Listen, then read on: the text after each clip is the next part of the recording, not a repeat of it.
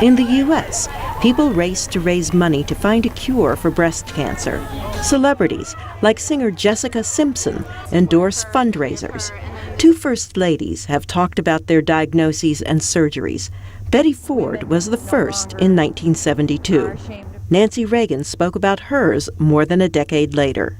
The common thought, until very recently, was that this is a disease only of wealthy women and wealthy countries. Felicia Nall heads a program at Harvard University. Its purpose is to find a way to provide cancer care, including care for breast cancer, to more people in developing countries. Harvard statistics show that more than half of the 450,000 people who died from breast cancer last year lived in developing countries. If a woman gets breast cancer in the developing world, they have a much higher probability of dying than a woman who gets breast cancer in the developed world. Dr. Elmer Huerta at the Washington Hospital Center sees many Hispanic patients. He says part of the problem with breast cancer is the disease itself. Breast cancer is a silent condition. It doesn't hurt when it's growing.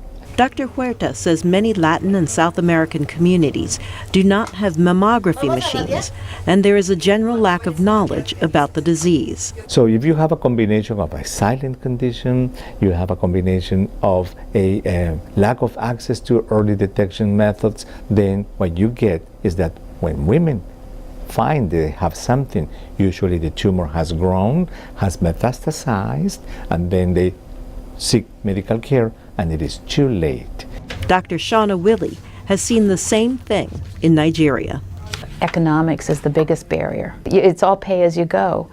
So if they wanted to have a biopsy done, they had to arrive at the hospital with cash in their hand.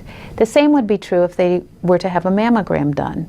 And if a patient has a diagnosis, she still has to have money for treatment. Nall would like to reduce costs by training local examiners. To do a good breast clinical exam, you do not require an oncologist. You require someone who's been properly trained, and it's not that difficult to do that training, and who has experience in doing these kinds of exams. Barriers to treatment may differ from country to country. The disease might bear a stigma. Doctors might not even discuss it with a woman who has breast cancer.